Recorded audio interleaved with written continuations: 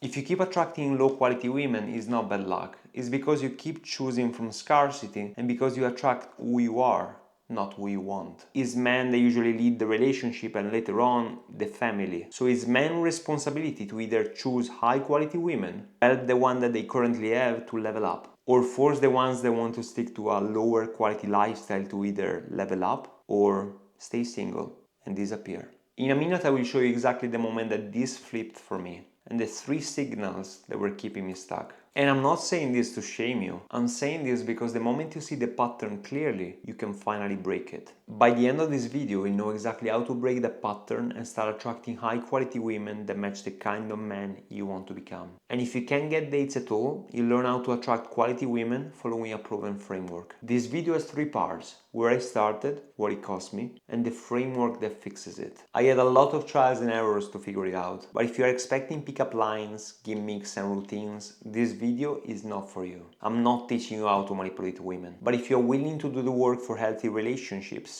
either casual or long term, this will worth your time. Scarcity is one trap. The other trap is thinking there is always another trick to learn, another routine, another pickup line, and falling for that kind of marketing. There are companies out there making millions and thriving over this kind of thinking. Later I will show you what actually moved the needle, because I used to be there for many years, and as a grown man that now wants children, if I had a daughter right now, I wouldn't want her to date the kind of man that I used to be. I've been the guy who chased, the guy who overinvested too early, the entertainer, the guy who was chasing validation at any cost, the guy who confused attention for connection, the entertainer and the nice guy, and the worst one, the boy in a man's body. And I'm also the guy who got many dates, but still ending up with many women that were not aligned to the kind of life I wanted. And when I did, I was not able to keep them around for a simple reason. And that's the part that most men miss. Even when you get many dates, you can still be stuck in scarcity. Because when you choose from scarcity, you don't choose based on standards, you choose based on relief. Relief from loneliness, rejection, and not feeling enough. So you accept what you can get and what feels familiar versus what you actually want. And this starts with you knowing what you actually want, the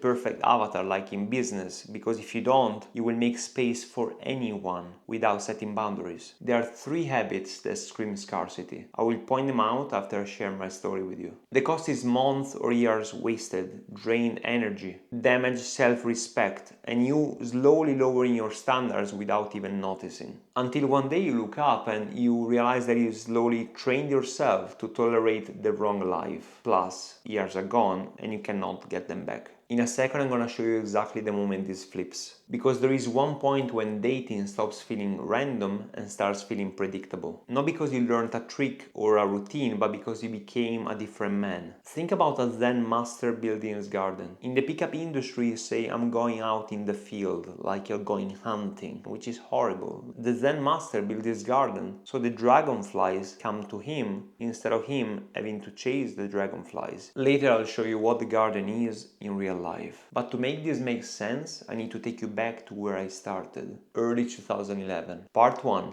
the incel. I got my first relationship at 19 years old, and this went back for 3 years. Back then it felt like the closest thing to love. But because of my insecurities and low self-esteem at some stage, like after 2 years, my girlfriend proposed to date other people so I could increase my confidence, right? But these, as you might expect, backfire horribly. Back then I was obsessed with psychology, NLP, body language, and I was reading everything within these fields. I started with Robert Greene, then I went to Alan Pease, I read all their books, and then I progressed to it. And because I could not read people to save my life, and this might be a case of Asperger, I started studying how to actually read them, like a book, like I had to solve an equation. I got so good at it that I could read people like an open book, which became a blessing and a curse as well. Picking the slightest change of body language and tone of voice, I was able to interpret people's emotional state by the way they were giving me a handshake, the way they were hugging me back, the way they were looking at me, their feet, their entire body language, their facial expressions. And during this I knew exactly how the girl in front of me was feeling and the moment she was ready to be kissed. To the point that I had many girls telling me this was the perfect moment.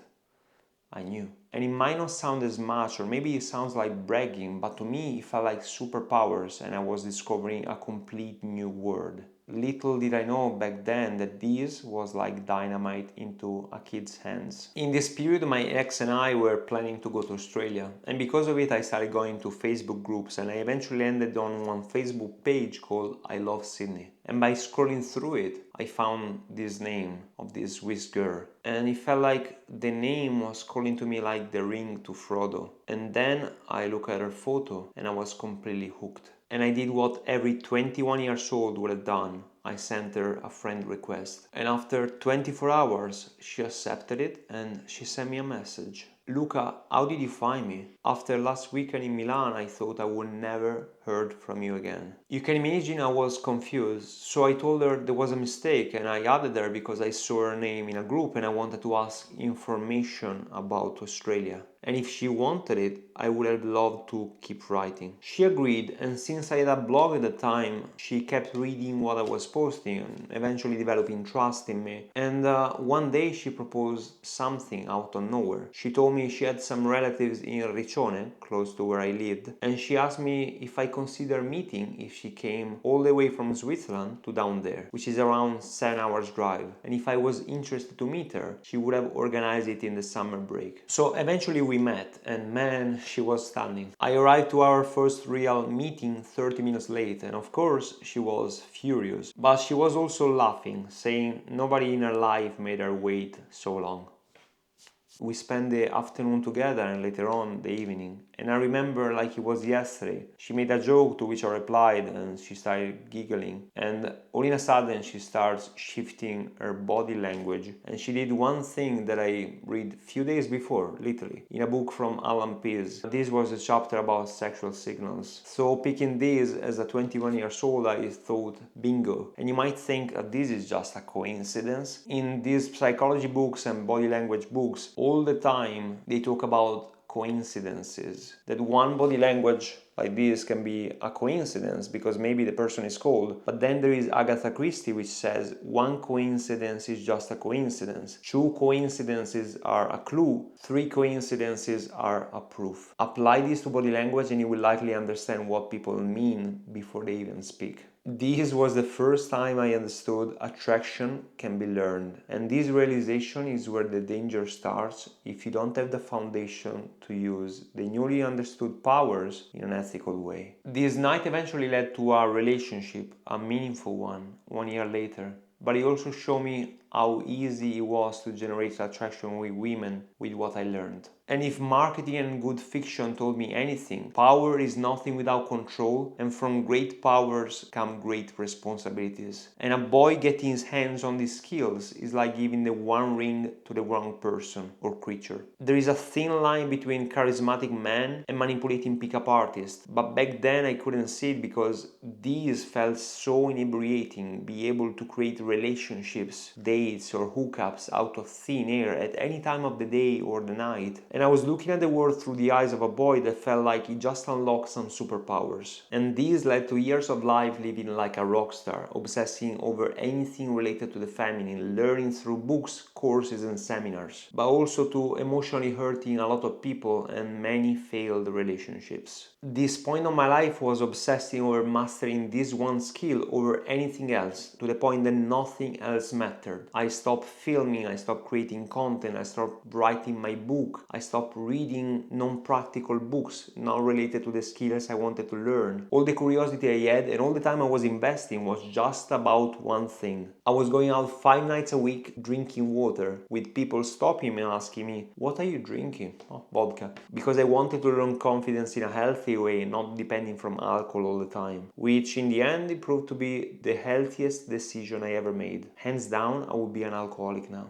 If you're watching, know that you're learning from experience. A lot of trials and errors, not copy-paste theory from books or the internet. From that random encounter in 2011, I was so hooked that I wanted to learn more, to the point of teaching it. And thankfully the universe did not grant me this wish, because otherwise I would have helped other boys and men to tap into their masculine power from their shadows and not from their grounded masculine archetype. And I'm sure it feels great to be Team Saruman, but I promise you, eventually it will leave you alone, painfully alone. Narcissism in kids is not only acceptable, also necessary, because kids need to survive, so they cry all the time because they need to be looked after, so they can be fed. In adults, it's not the most charismatic trait, and it will be openly condemned. The worst customer is not the one that complains, it's the one that never comes back to the shop to complain to start with. And if your dating life resembles this quote, I'm here to help you make this shift.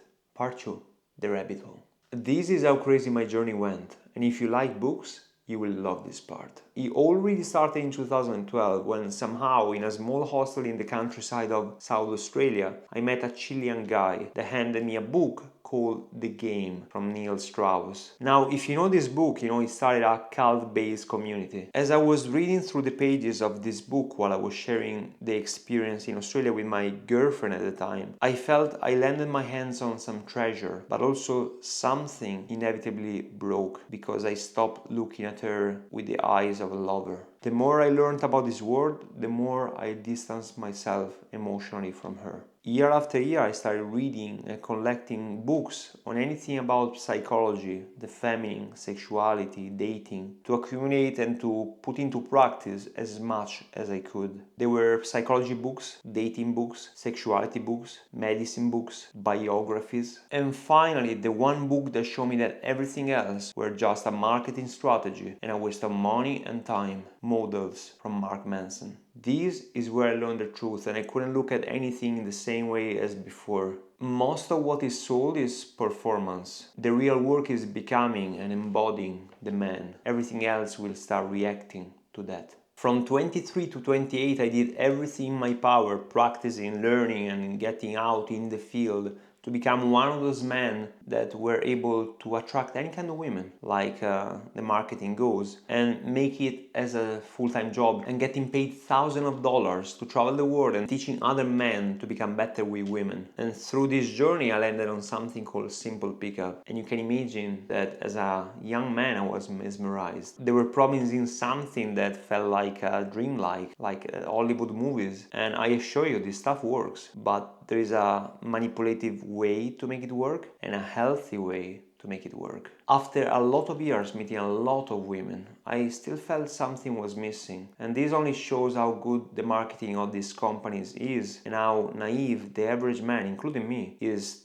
to this kind of messaging. They create a problem, they sell you the solution. And when you get to the solution, they say, but wait, there is something more to learn. So you say, maybe I'm not 100% good at this. Let me buy the new things, the new seminar, the new hot seat, the new digital program. And you keep going forever. In business, it's called lifetime value. So you can be the creator of these things, or you can be the consumer. And for many years, I was the consumer. In this moment of my life, I discovered real social dynamics. I joined one of their bootcamp that came to Perth, surprisingly. It wasn't satisfying. I didn't feel I learned something. It was $2,500. I started collaborating with 2 international dating coaches as a videographer and video editor, which was amazing for me at the time. And then one day, just like that, my motivation stopped and life became gray all in a sudden. I felt like one of those people that take MDMA and feel the drawback 1, 2, 3 days after. I had no emotion, no motivation.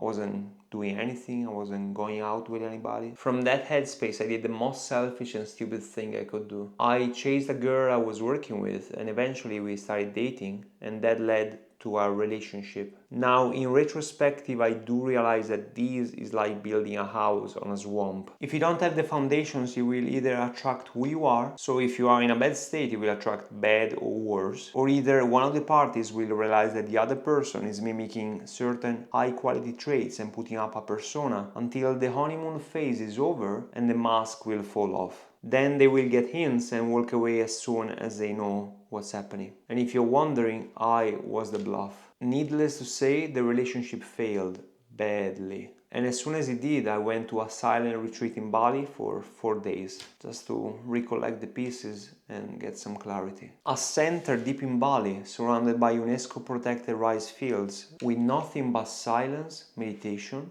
and vegan food. The food was out of this world because they were planting the food that they were growing there and cooking it. Part 3. The shift. I was 30 when it happened, and that moment taught me an invaluable lesson. When the house is on fire, something goes off in your life, you can do like everybody else and run around adding to the chaos that is happening, or quietly sitting down, enjoying the fire, enjoying the warmth. Take a deep breath and internalize what happened, focusing and writing down what you did good, what you did bad, and what you learned, and promising that next time you will know exactly how to treat the situation for a better outcome. And make a plan moving forward so you'll never do the same mistakes ever again. It's in stillness that wisdom and growth happens. You just have to make room for it. Now I'm gonna give you the proven framework, the garden you build so you stop chasing. There is a quote I love that represents the most grounded and authentic path for men and women to start attracting high quality partners. Your task is not to seek for love, but to seek and find all the barriers within yourself that you built against it. In his book Models, Mark Manson stresses over and over on one specific trait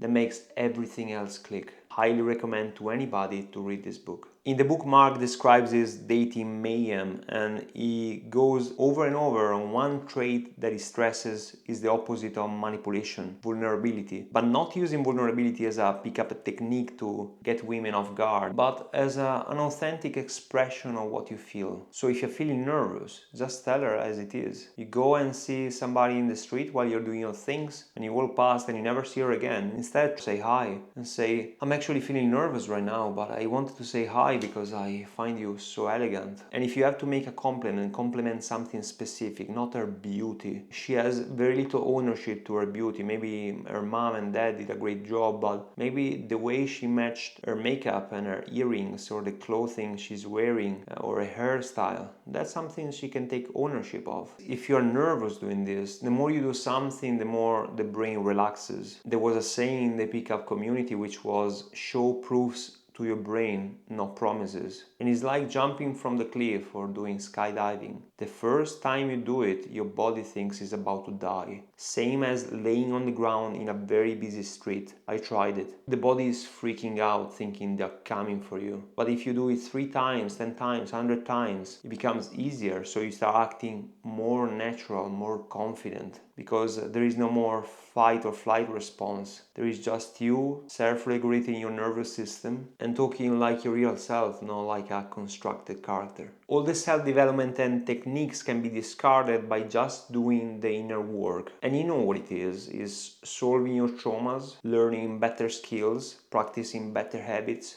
working to build a fit, healthy body, improving your social circle, increasing the quality of the words you speak and the clothing you wear, setting stronger boundaries and grooming yourself. Of course, there are some people that want the genetic lottery out there, but the genetic lottery, the way you look, is the first impact. Then you get to know the person and your personality shines through. The things you know, the things you are able to do, the friends and the people you surrounded yourself with speak for yourself. Everything else will be a reflection of those changes, including the women that will start paying attention to you. But for this, you have to go out as well. And if you want a certain quality of women with certain interests, you start hanging out more in those places. If you like women that like to read, you go into book clubs or into libraries. If you like women that like to party, you go to nightclubs or jazz clubs or events. If you like travelers, maybe you travel more by yourself and you meet your partner in Cambodia in some trip adventures. And if you see somebody you like, just go and say hi, but please use your social intelligence. No catcalling, no shit, no invading personal space, no touching. These should be the basics. And if you're nervous, just tell her. If she's not interested, she did not reject you. She rejected the situation because she does not know anything about you. So if you want to make sure she gives you time, give her a chance to get interested by making her comfortable and being interested. And please develop some social intelligence as soon as possible. The 3 habits that scream scarcity are the following: chasing, you overinvest too early and try to earn her attention. Tolerating, you accept disrespect, flakes, missed signals, because you would rather be with somebody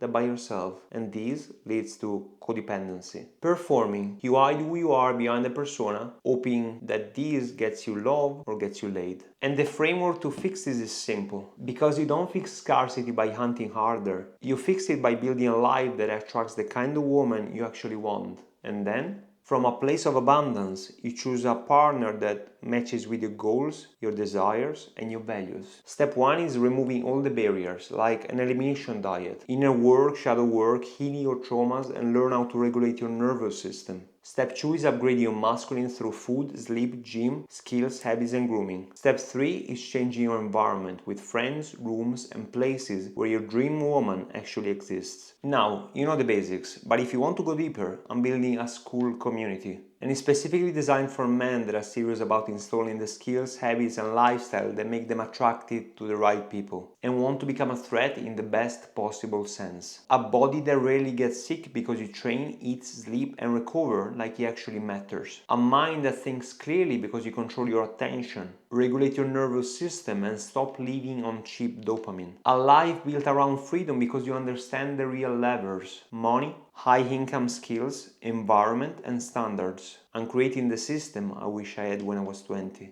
The health, habits, and standards that make you attractive, confident, and able to lead a relationship, and one day transfer everything to your children. If you're serious about building this kind of man, join the community. The link is in the description.